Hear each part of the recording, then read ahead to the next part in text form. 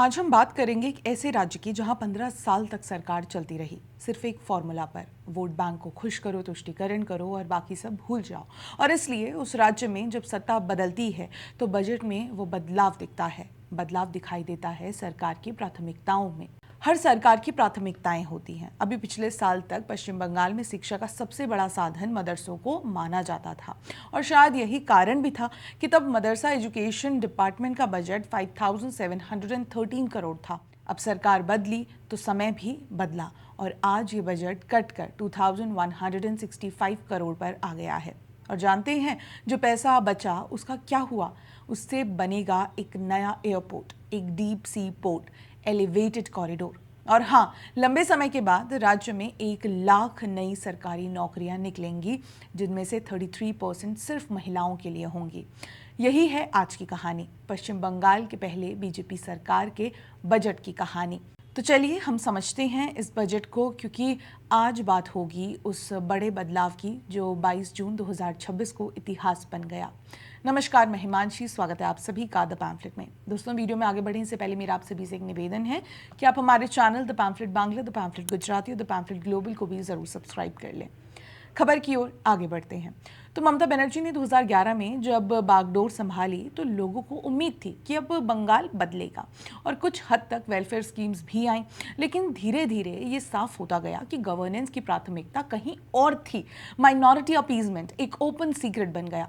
मदरसास को पैसा मिलता रहा, अल्पसंख्यक विभाग का बजट बढ़ता गया और उसी दौरान बंगाल में उद्योग, इंफ्रास्ट्रक्चर और रोजगार तीनों पिछड़ते गए। अब आते हैं असली बात पर। 22 जून 2026 को पश्चिम बंगाल के वित्त मंत्री स्वप्न दास गुप्ता ने विधानसभा में राज्य का बजट पेश किया। ये बीजेपी सरकार का पहला बजट था, इसलिए ये जरूरी था कि नई सरकार अपनी प्राथमिकताएं पहले बजट में ही जाहिर करे। तो नई सरकार के बजट का कुल आकार था 4,38,775.29 करोड़, यानी टीएमसी के आखिरी बजट से करीब 11% ज्यादा। और वित्त मंत्री ने शुरुआत ही इस बात से की कि पिछली सरकार से विरासत में 8.15 लाख करोड़ का कर्ज मिला है। यानी जो सरकार 15 साल चली उसने राज्य को कर्ज में डुबोया। ये एक बड़ा आरोप था और एक बड़ी जिम्मेदारी भी। बजट कल्चरल इकोनॉमी को बढ़ावा देने वाला था। बजट के अनुसार शक्तिपीठ सर्किट चैतन्य महाप्रभु का पिलग्रिम रूट बनेगा, संस्कृत को बढ़ावा दिया जाएगा। ये सिर्फ बजट की लाइनें नहीं हैं, ये एक आइडियोलॉजिकल शिफ्ट का संकेत है। अब बात करते हैं उन बड़े प्रोजेक्ट्स की जो इस बजट में अनाउंस हुए। सबसे बड़ी घोषणा थी कल्याणी के पास एक नए ग्रीनफील्ड एयरपोर्ट की। कोलकाता का मौजूदा नेताजी सुभाष चंद्र बोस इंटरनेशनल एयरपोर्ट यात्रियों से ओवरलोड हो रहा है और इसलिए सरकार ने 1000 से 1500 एकड़ जमीन चिन्हित करने का ऐलान किया है।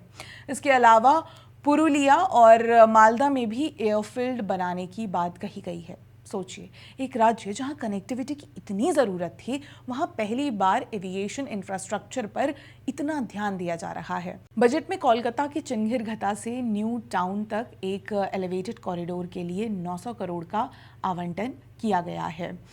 भागीरथी नदी पर नए पुल के लिए 1200 करोड़ रखे गए हैं और घटिल मास्टर प्लान, जो मेदिनीपुर क्षेत्र की बाढ़ की समस्या से निपटने की एक बड़ी योजना है, उसके लिए 1200 करोड़ का आवंटन हुआ है। लेकिन सबसे दूरदर्शी अनाउंसमेंट थी एक डीप सी पोर्ट की। पूर्वी मेदिनीपुर के एक इलाके में इंटीग्रेटेड डीप सी पोर्ट विकसित किया जाएगा। बंगाल की समुद्री सीमा है, बंगाल की खाड़ी है, लेकिन वो बंगाल जिसने मैरिटाइम ट्रेड को कभी सीरियसली नहीं लिया, आज उसी बंगाल में डीप सी पोर्ट बनने जा रहा है। ये सिर्फ एक बंदरगाह नहीं है, ये ट्रेड, लॉजिस्टिक्स और रोजगार का एक नया दरवाजा है। इसके अलावा दुर्गापुर, आसनसोल और सिलीगुड़ी में मेट्रो रेल प्रोजेक्ट्स में फिजिबिलिटी स्टडीज कराने की घोषणा भी हुई है। नॉर्थ बंगाल और इंडस्ट्रियल बेल्ट दोनों को कनेक्टिविटी मिलेगी। बजट में इस बार इंफ्रास्ट्रक्चर को सिर्फ एक अनाउंसमेंट की तरह नहीं बल्कि स्टेट ग्रोथ के बेस की तरह पेश किया गया है। सरकार ने highways, elevated corridors, airports, ports और कनेक्टिविटी प्रोजेक्ट्स पर जोर देकर ये दिखाने की कोशिश की है कि विकास अब सिर्फ शहरों तक सीमित नहीं रहेगा बल्कि डिस्ट्रिक्ट्स और सेमी अर्बन बेल्ट्स तक भी पहुंचेगा। साथ ही शक्तिपीठ सर्किट जैसी धार्मिक और कल्चरल कनेक्टिविटी वाली योजना को भी आगे रखकर ये संकेत दिया गया है कि इंफ्रास्ट्रक्चर को टूरिज्म, रीजनल आइडेंटिटी और लोकल इकोनॉमी से जोड़ा जाएगा। अगर इंफ्रास्ट्रक्चर सच में ज़मीन पर उतरता है तो उसका सबसे सीधा असर रोजगार पर पड़ेगा। Construction, transport, logistics, hotel, food services और स्मॉल बिजनेस सेक्टर्स में नई अपॉर्चुनिटीज़ बनेंगी और लंबे समय में इन्वेस्टर कॉन्फिडेंस भी बढ़ सकता है। यही वजह है कि इस बजट में इंफ्रास्ट्रक्चर को केवल कंक्रीट और रोड वर्क नहीं बल्कि फ्यूचर जॉब्स और इकोनॉमिक मोबिलिटी के इंजन की तहत पेश किया गया है। नॉर्थ बंगाल में आईआईटी और आईआईएम स्थापित करने का प्रस्ताव है। साथ ही एक स्पोर्ट्स यूनिवर्सिटी भी बनेगी और नॉर्थ बंगाल को एक नया स्टेडियम मिलेगा। इसके अलावा 13 मेडिकल कॉलेजेस में 650 एमबीबीएस सीट्स बढ़ाई जाएंगी। एम्स और कैंसर हॉस्पिटल नॉर्थ बंगाल में बनेगा और अलीपुरदुर तथा पश्चिम बर्धमान में नए मेडिकल कॉलेजेस खुलेंगे। इस बजट की प्रेजेंटेशन खुद में सिंबॉलिक थी। Budget file traditional Bengali maths और जूट से बनी थी। सीएम सुवेंदु अधिकारी और फाइनेंस मिनिस्टर स्वप्न दास गुप्ता ने असेंबली में एंटर करने से पहले पूजा की। ये सिर्फ एक जेस्चर नहीं था, ये एक मैसेज था कि बंगाल की अपनी संस्कृति, अपनी पहचान और अपनी आस्था को अब गवर्नमेंट का समर्थन मिलेगा। तो दोस्तों देखें तो ये बजट कई मायनों में एक टर्निंग पॉइंट है। 15 साल में जो नहीं हुआ, airport, deep sea port, women's reservation इन jobs, DA hike, cloud kitchen policy, वो सब इस बजट में अनाउंस हुआ। माइनॉरिटी अफेयर्स का बजट 62% काटा गया और उसकी जगह इंफ्रास्ट्रक्चर और डेवलपमेंट प्रोजेक्ट्स आए हैं।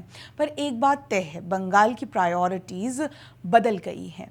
जो राज्य कभी तुष्टीकरण की राजनीति का पर्याय बन गया था, वहाँ अब बात हो रही है एयरपोर्ट की, डीप सी पोर्ट की, आईआईटी, आईआईएम की और महिलाओं को सिस्टम में शामिल करने की। क्या ये विकसित बांग्ला का रास्ता है? ये तो वक्त बताएगा, लेकिन दिशा बदली है, ये तो साफ दिख रहा है। अगर आपको लगता है कि सच में ये बजट बंगाल को बदलेगा या आपके कोई सवाल हैं तो कमेंट में ज़रूर लिखिएगा। वीडियो अच्छी लगे तो इसे लाइक, कमेंट, शेयर करना ना भूलिए। हमारे चैनल को भी ज़रूर सब्सक्राइब कर लें।